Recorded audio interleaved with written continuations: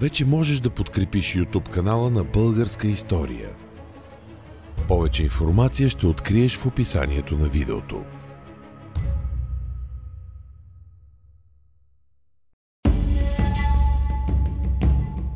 Османското завоевание на България е събитие с епохално значение за развитието на страната, оставило трайни отпечатъци, видими и до днес.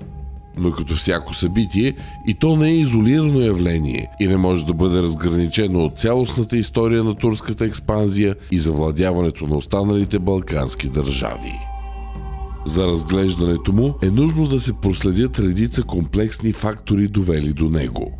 В тяхната интерпретация са впрегнали усилията си редица български и световни учени, чието хипотези не винаги съвпадат и до днес оставят поле за различна интерпретация. Това се дължи на оскъдицата или ненадежността на източниците за въпросните събития. Първите години от османската история представляват един легендарен разказ, създаден векове по-късно, когато империята вече е значим фактор и има нужда от своя политическа доктрина. Те ни разказват за османците като част от племето Кая, с предводител Ертогрул, който получава земи от селджукския султан в северозападна Мала Азия и сам завладява такива край река Сангрия.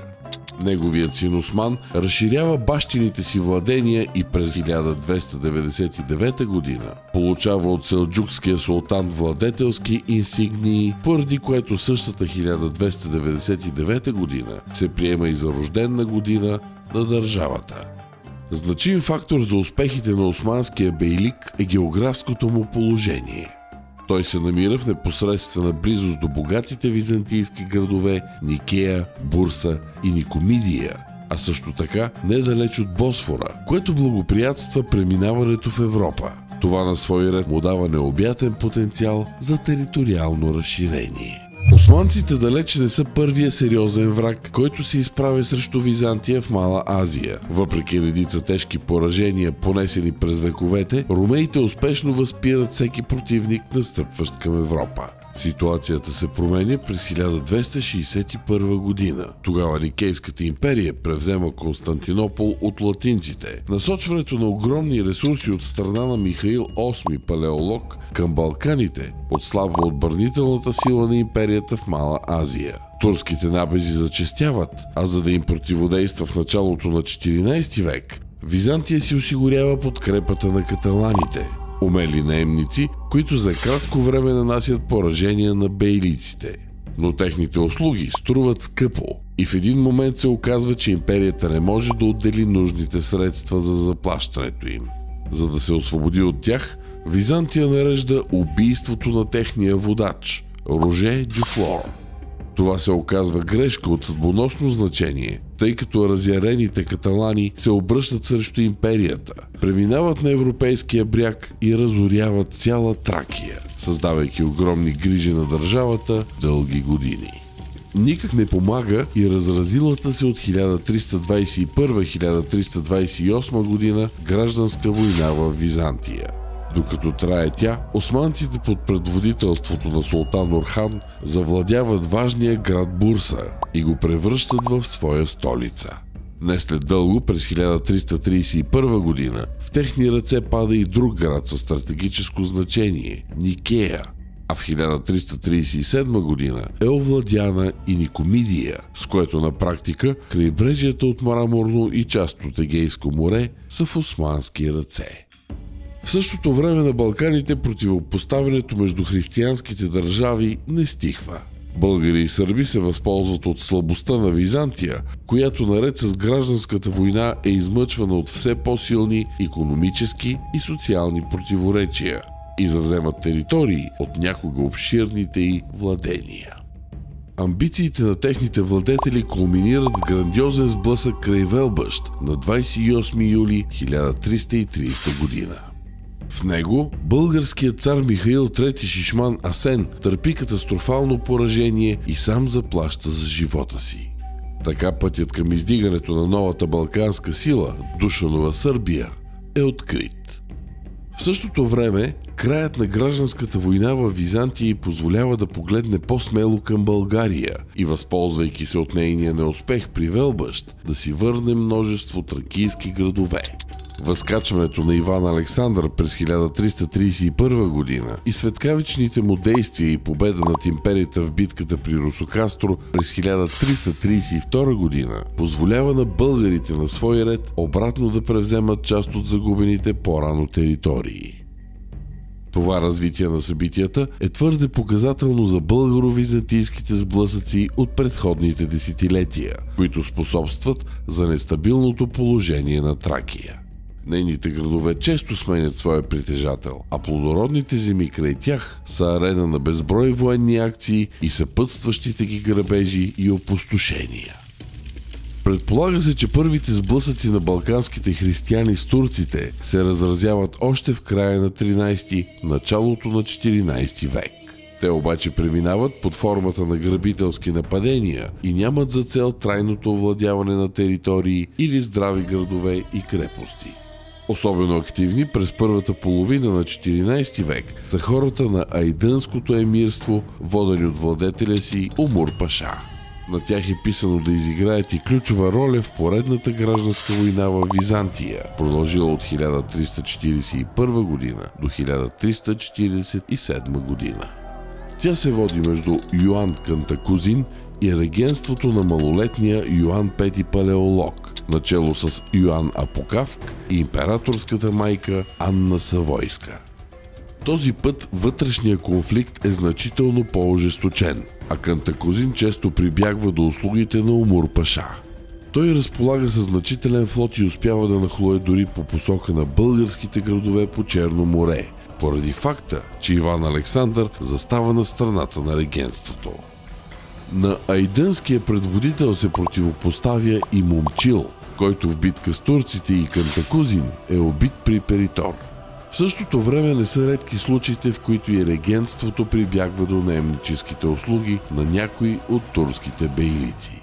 Към този момент, въпреки сериозните загуби на територии в Мала Азия, Византия все още вижда в лицето на османските турци удобен съюзник и източник на военна сила, която да използва подобно на множество номадски народи в миналото. Ситуацията обаче е различна. Нито империята е онази могъща и богата държава, разполагаща с необходимите средства да си купи тяхната подкрепа, нито пък те са подобни на предходните народи, задоволяващи се единствено с грабеж и плячкосване. Поради това, анексирането на Байлика Караси от османците към 1346-1347 година, макар да им отваря широко подстъпите към Европа, все още не е възприето с тревога от ромеите. Следвайки изпитаните методи на византийската дипломация, Йоан Кантакузин сключва съюз с османците, скрепен с династичен брак между дъщеря му Теодора и султан Орхан. С окончателното си утвърждаване на престола през 1347 година, Йоан Кантакузин чертае нови планове за използването на османските турци. Той ги насочва към Сърбия, но под предводителството на Сюлейман те се оказват неконтролируеми и безпрепятствено нападат и разграбват българските градове в Тракия. Едва сега императорът осъзнава своята грешка. Направеният от него през 1351 година опит за организация на съвместните действия срещу османците обаче е отхвърлен от Иван Александър, тъй като доверието към византийците отдавна е загубено. Самия Йоан Кантакузин като очевидец на събитията чертае в тъмни краски турските плячкосвания. Каква вина имат селяните, жените и пеленачетата, които ежедневно биват убивани и продавани в робство? Или каква вина имат опозорените девици, разрушените храмове, потъпканите и осквернени свети предмети, предадени в ръцете на безбожниците, противно на всяко право и справедливост? През 1352 година във Византия избухва нова гражданска война, този път между Ян Пети и Йоан Кантакузин. Турците отново играят ключова роля. Кантакузин се възползва от техните услуги, за да нанесе поражение на противниците си при Димотика, сред които и войската на Иван Александър. Битката е последвана от поредното опустошително разграбване на Тракия от страна на турците. Но има и нещо ново. Към 1352 година османците се здобиват с първата си база на Европа – крепостта Цимпе. Безрезултатните опити на Византия да ги подкупи, за да я напуснат, ясно демонстрира нейната безпомощност. Съдбоносното значение на този техен пункт проличава в ранните часове на 2 март 1354 година. Тогава, след земетресение, стените на силната крепост Галиполи са повредени. Намиращите се в Цимпе османци успяват да реагират светкавично и да наложат властта си над града. От Мала Азия са прехвърлени нови сили за гарнизон, а стените са поправени и по този начин Галиполи се превръща в изключително по своето значение предмостие за настъпление и териториално завоевание по посока на Европа. На поредния опит османците да бъдат подкупени, за да изоставят Галиполи, те отговарят с нови завоевания и скоро целият Галиполски полуостров е в техни ръце. В средата на 14 век, по всяка вероятност към 1355 година, османците осъществяват първото си нападение дълбоко в българските земи. За отпорът, даден от царството и непримиримостта срещу нашественика, свидетелства обстоятелството, че двама от синовете на Иван Александър, Иван Асен и Михаил Асен загиват в битка с турците. В онези години се разразява и друг процес с огромно влияние над полуострова. Чумата преминава през Балканите, а изворите насочват към мисълта за значителни жертви, понесени особено от крайбрежните региони, търгуващи активно с Венеция и Генуа. В основата на началните турски набези в Европа, дори и след завземането на Галиполи, стоят аканджийските отряди, имащи повече общо с номадския бит, отколкото с религиозните институции в исляма и свещената война срещу неверниците. Те представляват слабо въоръжено опълчение, набирано от Мала Азия и нахлуващо във вражеските предели не с цел да ги завладее, а за добиване на плячка. Често техните нападения изиграват ключова роля, тъй като подготвят почвата за основния удар, като обезкървяват страната. През втората половина на 14 век османската политика по отношение желанието за териториални завоевания на Балканите става все по-отчетлива. Владенията им на полуострова са изградени като удж, който да послужи като коридор за настъпление към източна Тракия. Именно през този период са поставени основите и на институции като Еничарския корпус и на Тимарската система, насърчаваща завоюването на нови земи, раздавани за вярна служба на спахиите. С възкачването на султан Мурад през 1359 година започва нов етап от завоюването на Балканите. Но докато той е зает с конфликт в Мала Азия, през 1364 година България и Византия намират време за нова война помежду си.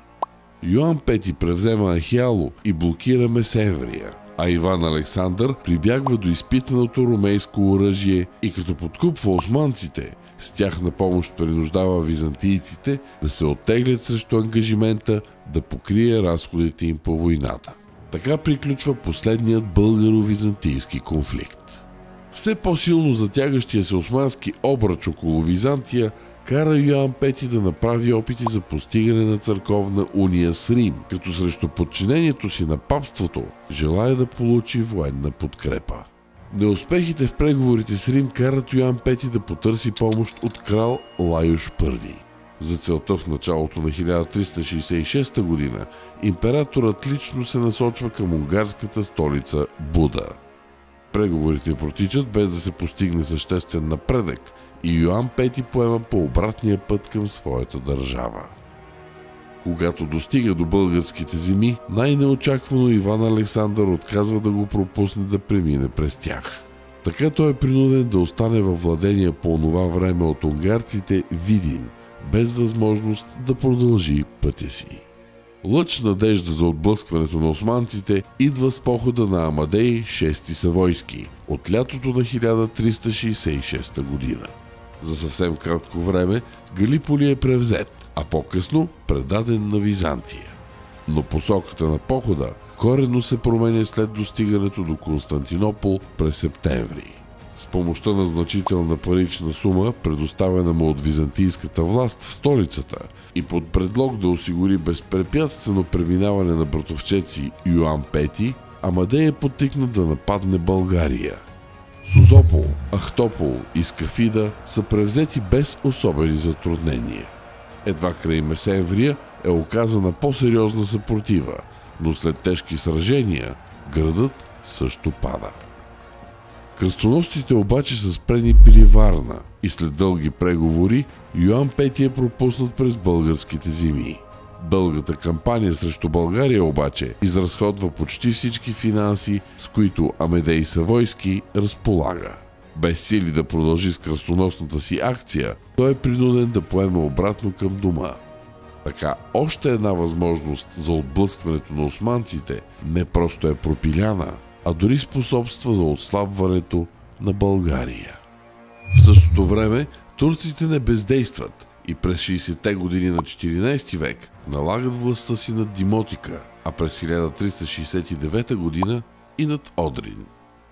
Последва овладяване на Пловдив и Боруй и решителен напредък към югоизточна Македония.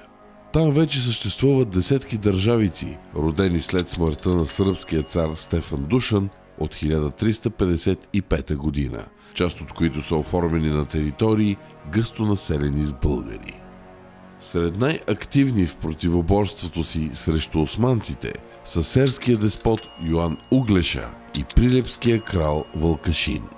През пролетта на 1371 година двамата се отправят срещу нашествениците, разчитайки на собствените си въоръжени сили, съставени от българи, сърби и албанци. Планът им е да превземат Одрин, който по това време е главното османско средище на Балканите, но на 26 септември 1371 година край крепостта Черномен в близост до река Марица претърпяват катастрофално поражение, като сред загиналите са и двамата водачи. Ето какво пише монахът Исай за последиците от турските нападения малко след битката при Черномен. Такъв глад беше по всички страни, какъвто не е имало по всички страни от създанието на света, нито след това, Христе милостиви, да бъде. А които пък гладът не погуби, тях по Божие допускане вълци нападаха денем и нощем и изяждаха. Уви, какво умилително зрелище се виждаше. Земята остана опустяла от всички блага. И людете, и добитъка, и другите плодове. Нямаше нито княз, нито вожд, нито наставник сред людете, нито който да избавя, нито който да спасява. Но всички беше изпълнил измаилтянския страх и храбрите сърца на доблестните мъже се бяха превърнали на слаби женски сърца. И наистина, тогава живите облажаваха умрелите по-рано. През 1371 година Иван Александър умира и е наследен на престола от Иван Шишман.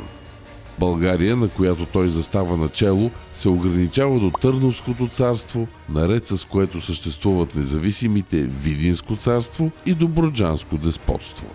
Така пред лицето на османските завоеватели страната се оказва отслабена и разделена на три, без да взимаме под внимание и останалите държавици на Балканите, част от които владеещи изконни български земи. През 70-те години на 14 век, след победоносната черноменска битка от 1371, османците напредват решително по посока на Софийското поле и земите по Горна Струма. Въпреки ожесточената съпротива, която оказва на мюсюлманите около 1372-73 или 1377-78 година, Иван Шишман е принуден да се подчини и да се признае за техен васал, давайки за съпруга на султан Мурад сестра си Кера Тамара. По всяка вероятност, именно тогава Иван с Рацимир и добруджанския деспот Добротица също приемат османското върховенство. Съществуват сведения, че видинският цар подпомага с военна сила нашествениците в изпълнение на васалната си клетва. Нещо, което Иван Шишман отказва да направи и в крайна сметка довежда до нови нападения по посока на неговите земи. Към 1371-73 година васална клетва на османците дава и византийски император, като дори участва във военните им походи срещу разбунтувалите се бейлици в Мала Азия. На практика в онези години огромна част от разпокъсаните балкански държавици се превръщат в васални на турците. В противен случай те рискуват да бъдат атакувани. При положение, че техният съсед е в подобна зависимост, той е задължен да осигури безпрепятствен пропуск на османците. А в дадени случаи дори да участва в наказателен поход срещу отказващите да се признаят за васали. Клетвата осигурява поне временно спокойствие и някаква надежда за избавяне от нашествениците в бъдеще. През 1385 година османците превземат София, чието защитници на няколко пъти смело отблъскват врага, а в последствие Пирот и Ниш. Успешен отпор през 1387 година дават сърбо-босненските войски, водени от княз Лазар, който разбива турците на Лалашахин при Плочник. В последвалия поход срещу сърбите, Търновският цар и добруджанският деспот отказват да участват в разрез с васалните си задължения. В резултат на непокорството им през 1388 година, османците нахлуват на север от Стара планина с 30 000 войска, водена от великия везир Али Паша. Търновският цар не успява да окаже какъвто и да е отпор. Голяма част от неговите градове са превзети и му се налага да даде ново обещание за вярност, а наред с него да предаде и една от най-силните си крепости – Силистра. Отказът му да предостави властта над нея се превръща в нов повод за нахлуване на Али Паша в българските земи. Действията от предходния му набег се повтарят. Той стига безпроблемно до Никопол и обсажда намиращия се там Иван Шишман, принуждавайки го да предаде Силистра. На 28 юни 1389 година християнска коалиция, водена от сръбския княз Лазар, се сблъсква решително с османците. В хода на сражението лидерът й пада убит, а животът си губи и султан Мурад. Въпреки разнопосочните сведения за изхода от сражението, се приема, че победата, макар и не категорична, принадлежи на османците. За българските държави не толкова самата битка, колкото възкачването на новия султан Баязид се оказва от особено значение. Османският владетел променя политиката спрямо балканските държави и поема към курс на пълното им завладяване.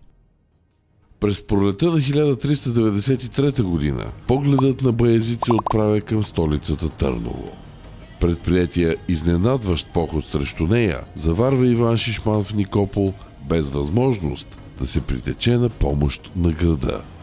Започва дълга обсада, сведенията за хода на която са оскъдни.